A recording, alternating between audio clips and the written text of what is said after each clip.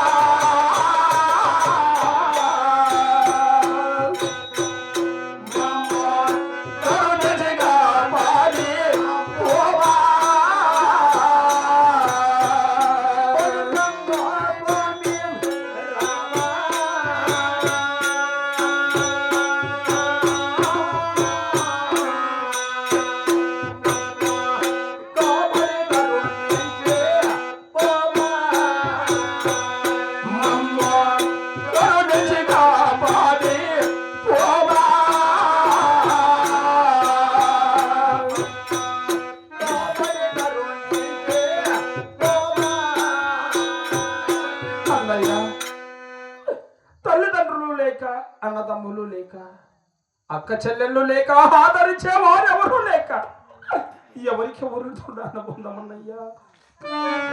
తమ్ముడా ఈ ఖైదులో పడి ఇలా అలా పిచ్చే కాలం వచ్చే కదయ్యా. ఎవరి గతే ఎట్టలాయున్నాడో